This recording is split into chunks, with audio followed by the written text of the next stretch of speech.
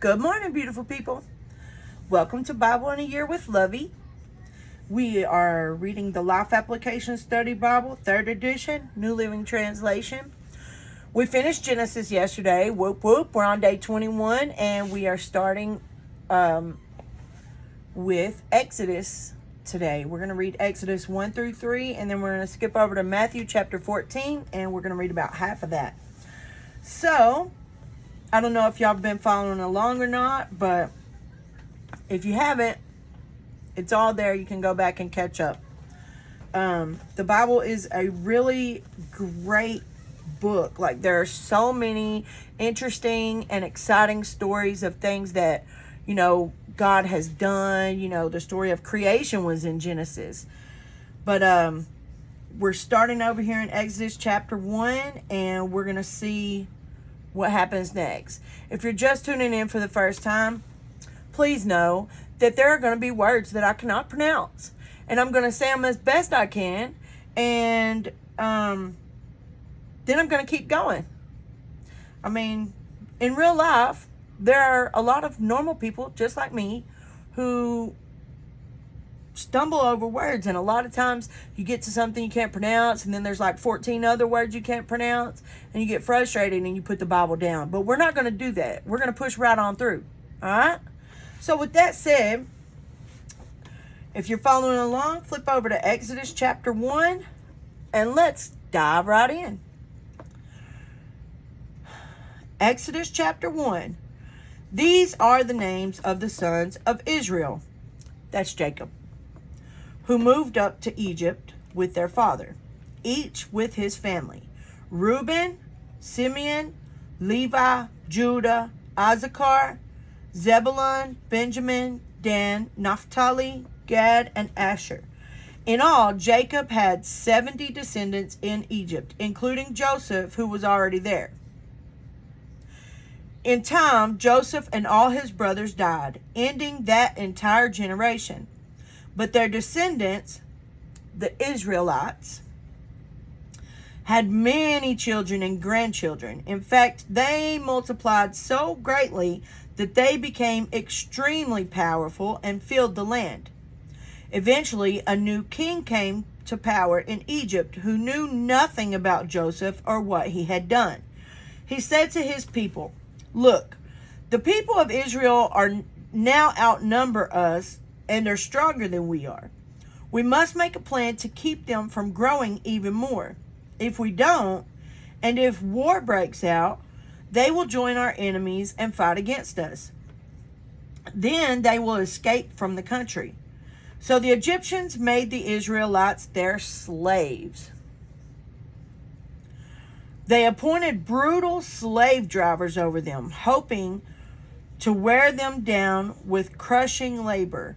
They forced them to build the cities of Pithom and Ramesses as supply centers for the king. But the more the Egyptians oppressed them, the more the Israelites multiplied and spread, and the more alarmed the Egyptians became. So the Egyptians worked the people of Israel without mercy. They made their lives bitter, forcing them to mix mortar and make bricks and do all the work in the fields. They were ruthless in all their demands. Then Pharaoh, the king of Egypt, gave this order to the Hebrew midwives, Shiphrah and Puah: "When you help the Hebrew women as they give birth, watch as they deliver. If the baby is a boy, kill him. If it is a girl, let her live."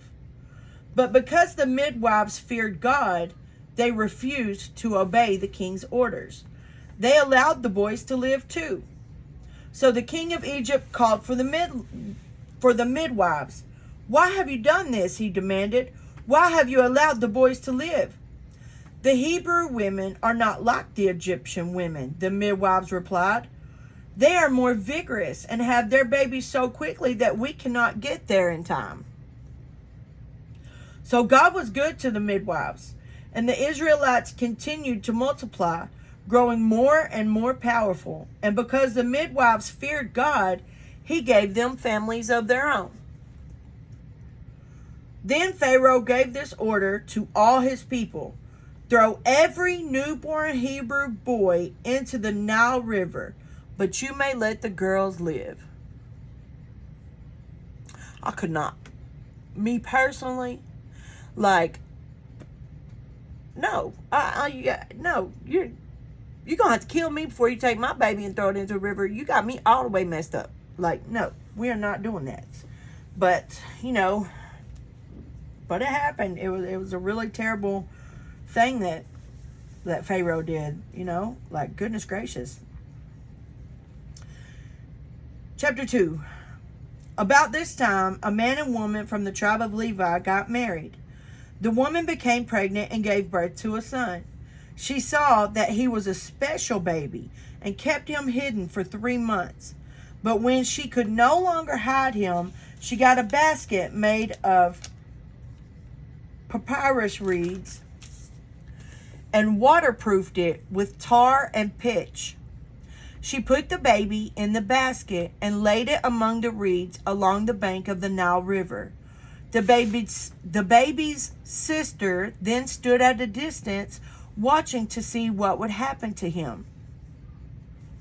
Could you imagine the sorrow of having to put your baby in a river and just let it go?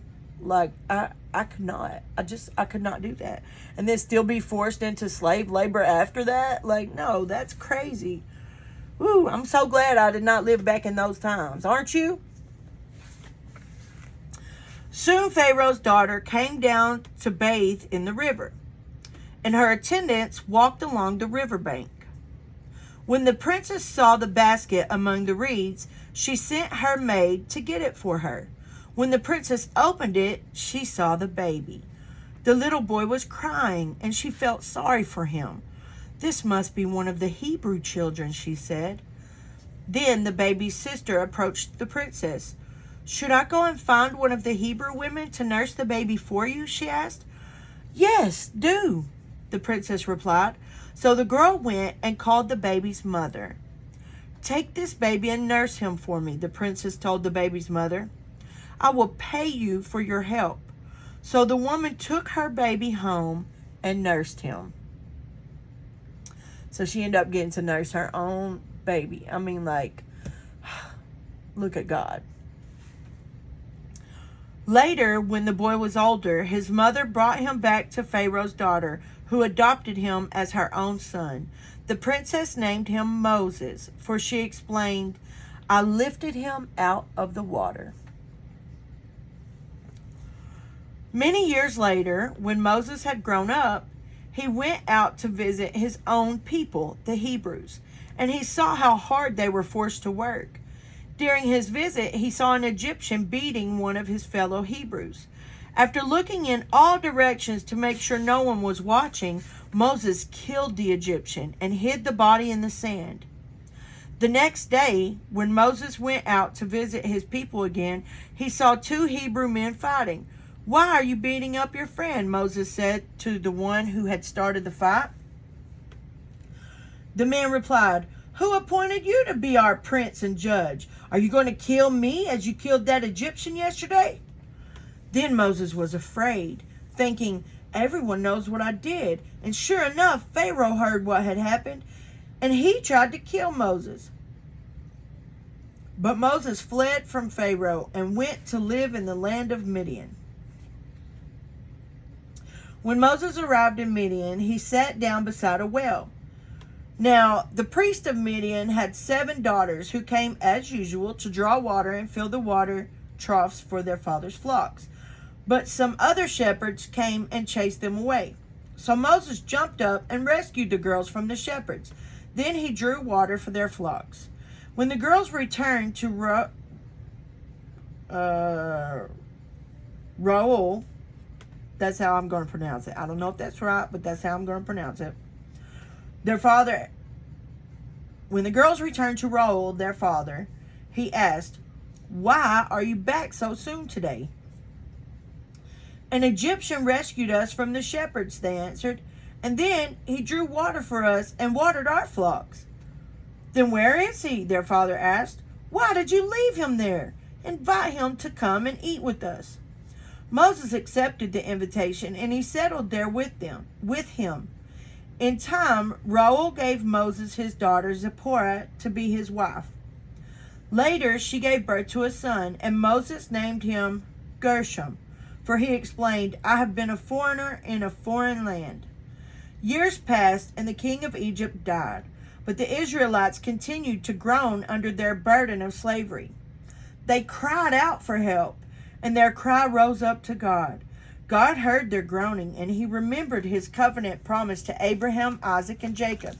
He looked down on the people of Israel and knew it was time to act.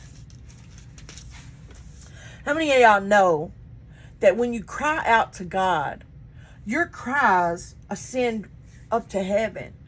Not just a simple prayer, God is great, God is good, now I lay me down to sleep. Nothing like that, man. Come on now. Those are cookie cutter prayers. I'm talking about crying out to God. I cried out to God when I was at my lowest point, when I was in a place that I knew I could not get out of on my own strength. I literally cried out to God. God, please help me. I'm an addict and I cannot stop this on my own strength. Please. I've lost everything I have. I'm at my lowest point. I am literally wallowing in the mud. Please, God, I need your help. And I just cried out to him, and I just cried and I just cried. And he answered my prayers, because when I cried out to him, my prayers went up to heaven, and he heard my prayers. So I encourage you, if there's something that you really you can't do it on your own strength, cry out to God. Don't use no cookie cutter prayer. Don't use no prayer that's been written down and just read it and think that it's going to go he's going to magically, the heavens are going to open and he's going to hear what you're saying. Cry out to him. He hears that. He feels that. He feels your pain. He feels your need, your urge. He knows. When you will see later on that when God's strength is made perfect in our weakness.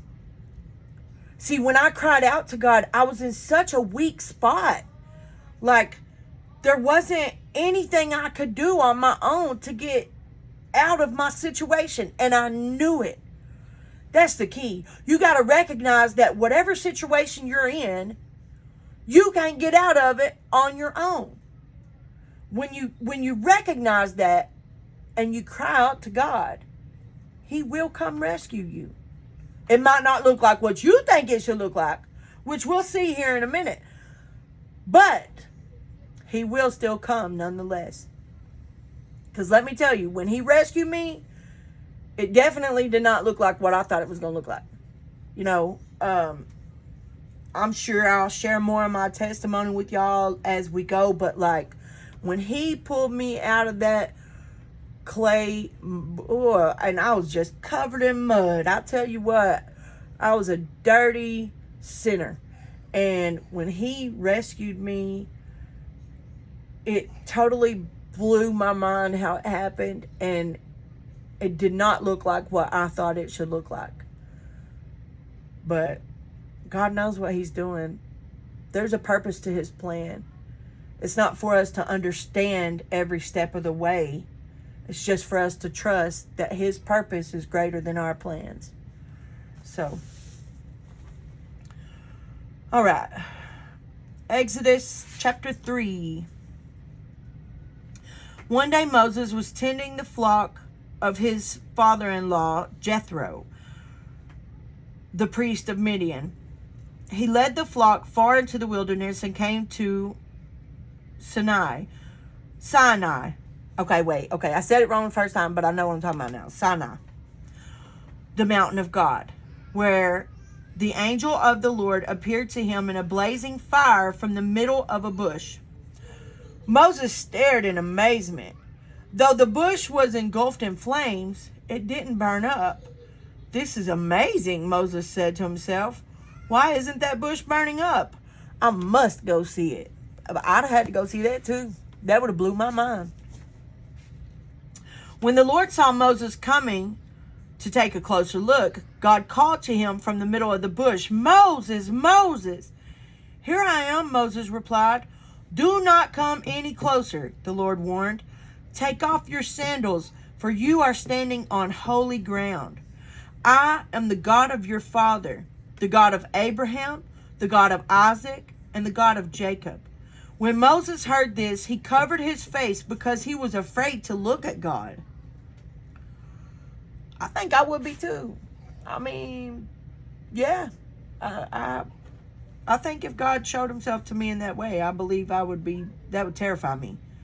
I'd be so interested and so terrified at the same time. Yeah. How would you feel? Then the Lord told him, "I have certainly seen the oppression of my people in Egypt. I have heard their cries of distress because of their harsh slave drivers. Yes, I am aware of their suffering. So I have come down to rescue them from the power of the Egyptians and lead them out of Egypt into their own fertile and spacious land. It is a land flowing with milk and honey, the land where the Canaanites, Hittites, Amorites, Perizzites, Hivites, and Jebusites now live. Look, the cry of the people of Israel has reached me, and I have seen how harshly the Egyptians abuse them. Now go, for I am sending you to Pharaoh. You must lead my people Israel out of Egypt." But Moses protested to God, "Who am I to appear before Pharaoh? Who am I to lead the people of Israel out of Egypt?" How many times does God tell us to do something and we argue with him? Who am I? Like, I'm not qualified to do that. What are you saying? You want me to do what? You want me to start a YouTube channel and read the Bible? No. You want me to teach these youth and young adults about you, about the word? You're trusting me to do that? I'm not qualified for that. But let's keep going and let's see what God says about Moses, who thinks that he is not qualified for this position. God answered him, "I will be with you, and this is your sign that I am the one who has sent you. When you have brought the people out of Egypt, you will worship God at this very mountain." But Moses protested, "If I go to the people of Israel and tell them the God of your ancestors has sent me to you, they will ask me, 'What is his name?'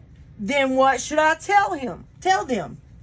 And God replied to Moses, "I am who I am. Say this to the people of Israel, 'I am has sent me to you.'" God also said to Moses, "Say this to the people of Israel, 'Yahweh, the God of your ancestors, the God of Abraham, the God of Isaac, and the God of Jacob has sent me to you. This is my eternal name, my name to remember for all generations." Hey, I'm recording. I'm sorry, I'm trying not to have no interruptions on my recording, but you know, I am in a house. There are other people here, so y'all excuse any interruptions that may come. Anyways, this is my eternal name, my name to remember for all generations, Yahweh.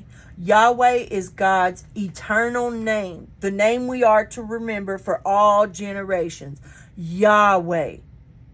When you cry out to Yahweh. All right? Verse 16.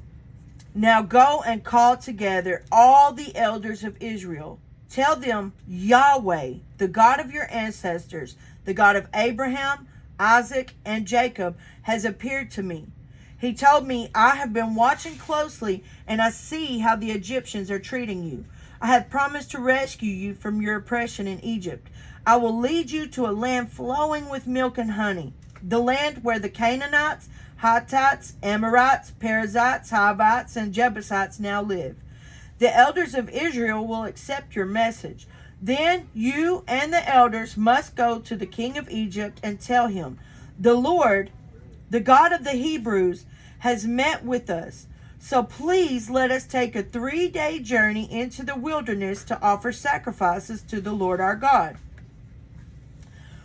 But I know the king of Egypt will not let you go unless a mighty hand forces him. So I will raise my hand and strike the Egyptians for the night. No, hold on. My page is stuck together. Anyways, okay. Verse 20. So I will raise my hand and strike the Egyptians, performing all kinds of miracles among them. Then, at last, he will let you go, and I will cause the Egyptians to look favorably on you. They will give you gifts when you go, so you will not leave empty-handed. Every Israelite woman will ask for articles of silver and gold and fine clothing from her Egyptian neighbors and from the foreign women in their houses. You will dress your sons and daughters with these, stripping the Egyptians of their wealth. That's where we end for today. But y'all, just want y'all to know that tomorrow you're going to see what happens. Is Moses actually going to go? I mean, what happens? Is he going to keep, arguing with God? I can't tell you how many times I've argued with God. I mean, like, it's crazy. Look, I've been a truck driver since 2019. I love driving a truck, an 18-wheeler. I'm really good at it too, like really good at it. It's an awesome skill that God blessed me with. However, God been telling me for some time now, at least over a year, that it was time for me to come off the truck. And I'm like, well, I got to make this money. I can't just come off the truck right now. I can't do that, But God, what's that going to look like if I come off the truck? How am I going to pay my bills?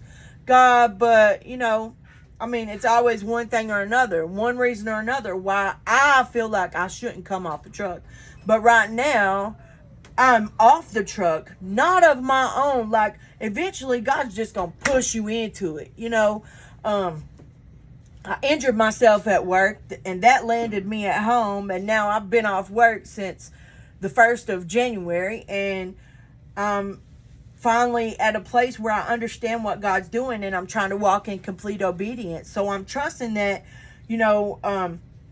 if it's God's will for me to stay off the truck, then at the end of this, situation I'm in, once everything is well and the doctor says I can go back to work, then I'm trusting that if God don't want me to go back on the truck, he's going to have something else already lined up. I trust that God is going to provide for me everything that I need. And that's where we have to be. So we'll see what happens. Just like we'll see what happens in this Moses story when we come back tomorrow. But right now we're going to flip over to Matthew chapter 14. The red letters. You know. I love it when Jesus is speaking and does something to me. Oh, this actually is not Jesus speaking. It's a really interesting story. When I tell y'all, the Bible is really gangster for real. Like, movies, when I tell you Scarface don't got nothing on the Bible, I mean that. Like, y'all check this out. Matthew chapter 14. We're going to read down to verse 21 today. So, when Herod Antipas, the ruler of Galilee, heard about Jesus, he said to his advisors, "This must be John the Baptist, raised from the dead. That is why he can do such miracles." For Herod had arrested and imprisoned John as a favor to his wife Herodias, the former wife of Herod's brother Philip. Messy.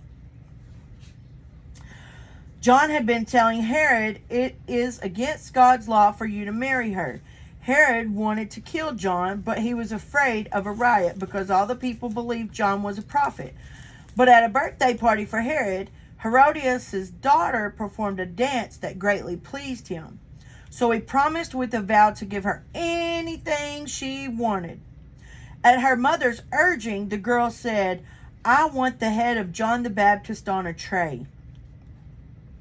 Then the king regretted what he had said, but because of the vow he had made in front of his guest, he issued the necessary orders. So John was beheaded in prison, and his head was brought on a tray and given to the girl, who took it to her mother. Later, John's disciples came for his body and buried it. Then they went and told Jesus what had happened. Like, this is real life stuff. Like, what? Yeah. I'll tell you what. Verse 13. As soon as Jesus heard the news, he left in a boat to a remote area to be alone. But the crowds heard where he was headed and followed on foot from many towns. Jesus saw the huge crowd as he stepped from the boat, and he had compassion on them and healed their sick. That evening, the disciples came to him and said, "This is a remote place, and it's already getting late. Send the crowds away so they can go to the villages and buy food for themselves." But Jesus said, "That isn't necessary. You feed them." "But we only have 5 loaves of bread and 2 fish," they answered. "Bring them here," he said. Then he told the people to sit down on the grass. Jesus took the 5 loaves and the 2 fish, looked up toward heaven, and blessed them. Then, breaking the loaves into pieces, he gave the bread to the disciples, who distributed it to the people. They all ate as much as they wanted, and afterward the disciples picked up 12 baskets of leftovers. About 5,000 men were fed that day, in addition to all the women and children. Ain't that something? There is nothing too big that God can't handle. If he can take 5 loaves of bread and 2 fish and feed well over 5,000 people, because it says 5,000 men in addition to all the women and children. I mean, so do you really think that your problem is too big that God can't handle it? Because it's not. It's not. There's nothing our God can't do. Nothing. Just trust him with it. Trust him with it. You know? Leave your burdens at his feet, man. He's there for you. He wants to feed you. The living bread, yo. Like, he wants to drink from the living water and you'll thirst no more. Like, what do you need to trust God for today? Are you willing to really give it to him and trust him with it? Life will never be the same if you do. It's only up from here, right? With all that said, y'all just remember that, man. If you want to see a change, you got to be the change first. And if it ain't a God thing, it ain't a good thing. I really hope that all of you are receiving from this channel, and I pray blessings over y'all as y'all continue on with your day. Lay your burdens at his feet, man. Let him take it. Be strong in the Lord and his mighty power. Man, he'll get you where you need to go. With all that said, have a wonderful day, and don't forget to love like Jesus.